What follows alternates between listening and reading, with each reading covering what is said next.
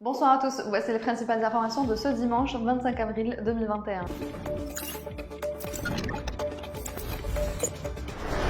L'avocat et militant des droits de l'homme Ali Yahya Abdel-Nour est décédé ce matin à Alger à l'âge de 100 ans.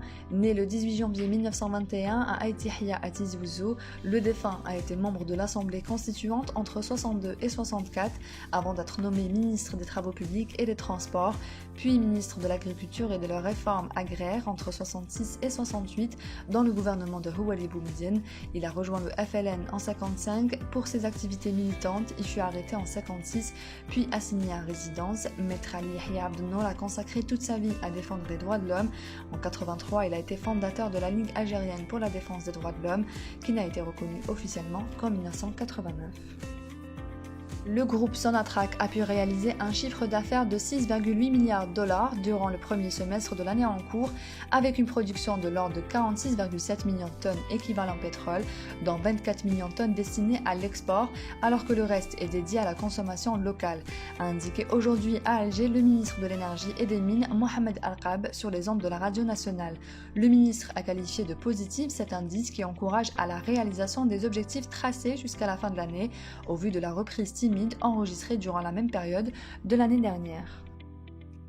La société de sidérurgie algérienne Qatari Steel de Bellara à Jidel a exporté ce dimanche à partir du port de Djenjen Jidel la première cargaison d'un lot de 17 000 tonnes de billettes, a annoncé le directeur adjoint de la société, Sofiane Chaïb Septi. Cette opération sera suivie de plusieurs opérations d'exportation à partir du mois prochain à destination de la Tunisie, du Canada ainsi que vers d'autres pays, a-t-il déclaré à la radio algérienne. Le ministre des Ressources en eau, Moustapha Kamel Mihoubi, a donné samedi des instructions aux directeurs des entreprises sous tutelle à l'effet de réaliser en urgence des puits et forages pour assurer l'approvisionnement des citoyens en eau potable, indique un communiqué du ministère. Mihoubi a souligné l'impératif de s'en tenir à la réalisation de puits et forages en urgence dans le respect des délais impartis et d'améliorer le service public auquel le secteur accorde une grande importance. Plus de 250 palmiers ont été détruits par un incendie qui s'est déclaré hier soir à la palmeraie de Bala, dans la commune de Ouelgla. Les rafales de vent ayant soufflé sur la région ont accentué la propagation de l'incendie, amenant les services de la protection civile à mobiliser 35 de ses agents et 9 camions de lutte anti-incendie pour venir à bout du sinistre et éviter qu'il n'atteigne les palmeraies limitrophes.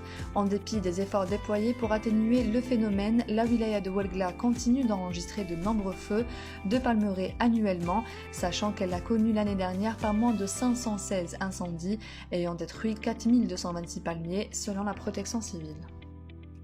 Le match opposant le Burkina Faso à l'Algérie dans le cadre des éliminatoires de la Coupe du Monde 2022 sera domicilié au stade Lat Dior de Thiès en raison de la suspension par la Confédération africaine de football du stade 4 août de Ouagadougou pour non-conformité, a rapporté samedi l'agence de presse sénégalaise citant le ministre des Sports.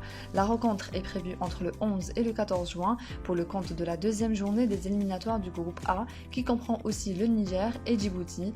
L'Algérie débutera les qualifications par la réception de Djibouti le 5 juin prochain à 19h au stade Mustafa Chaker de Blida. Au moins 82 personnes ont péri ce dimanche avant l'aube dans l'incendie d'un hôpital dédié au Covid-19 à Bagdad. Le feu est parti de bouteilles d'oxygène stockées sans respect des conditions de sécurité à l'hôpital Ibn al-Khatib, selon des sources médicales. Le bilan n'a fait que s'alourdir ces dernières heures. De nombreuses victimes se trouvaient sous respirateur quand les bonbonnes d'oxygène ont explosé, provoquant un incendie qui a rapidement dévoré les faux plafonds en matériaux inflammables, ont indiqué pompiers et médecins. Le Premier ministre irakien Mustafa Al-Kazimi a annoncé avoir suspendu ce dimanche le ministre de la Santé Hassan El-Tamimi qui sera interrogé dans le cadre de l'enquête sur l'incendie. C'est la fin de ce journal, merci de l'avoir suivi, on se retrouve demain à la même heure sur notre page Facebook.